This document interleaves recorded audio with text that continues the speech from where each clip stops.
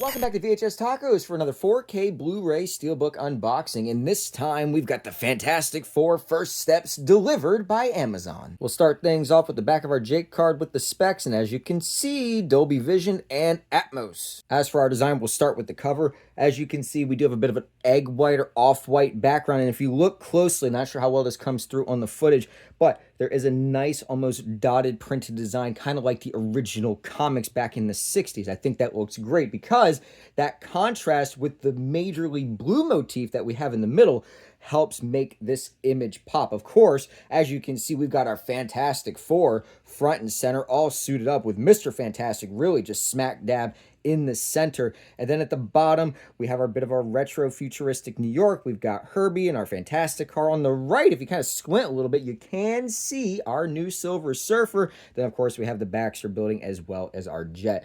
I think that this is a great looking image. I'm typically not a fan of when we get this whole like mishmash of images and things like that on the front cover. It almost kind of feels a little lazy, but for the retro style that they were going for, especially with the airbrushing that they're using here, I do think that this looks great. And of course, we don't have a title, which makes this even better. Onto our back cover, we do have that dotted comic style continuing on, and this time we have our Fantastic family, but this time all dressed up, almost kind of like in a Time magazine kind of expose portrait of them. I think that looks great. I like the level of detail and attention that they put to Ben, making it the last time we've seen him in his human form. Then, of course, we also have Silver Surfer, and looming large in the background, we do have Galactus, and if you squint hard enough, you can see a little bit of studio mumbo jumbo there at the bottom. I like this back cover. I like the contrast of the front and the back. I like how they went a little bit more 60s on this with the little character bubbles. I think that looks great. Moving on to our spine, that comic dotting styling background does continue on, and we've got the UHD Blu-ray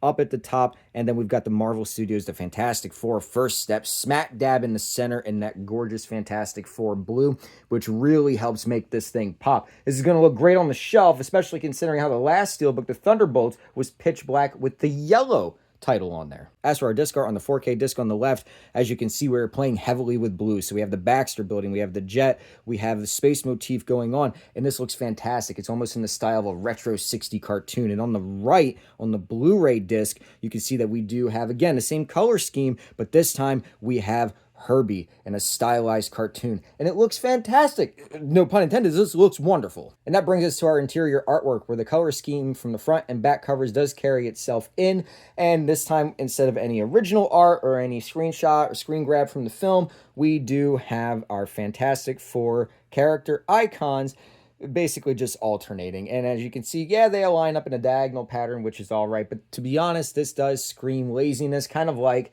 the Deadpool and Wolverine Steelbook from last year, where it was just alternating the same couple of variant images. Overall, minus the lazy interior artwork, I am quite happy with this design. I like the retro futuristic look to it. I like the airbrushing on the front and the back. I like the retro back cover with the character bubbles. I think this looks great, especially the spine, which is going to look great right next to the Thunderbolts. As of the time of this recording, it is Tuesday, the release day, and because this is not an exclusive Steelbook, both Walmart and Amazon currently have this in stock. However, last time I checked, it did say low stock, but more is to be expected soon. If this Steelbook does not float your boat, Amazon did have an exclusive gift set that did come with an alternate magnet cover, as well as an additional comic and character cards. But that is currently no longer in stock. And if neither of those float your boat, Walmart again is continuing the trend of having those pop open covers, which currently shows that it is still in stock. So if you guys managed to get your hands on this Steelbook, the Amazon exclusive, or even the Walmart pop-up cover, of course, let us know down in the comments below. And until next time, guys, this has been VHS Tacos signing off.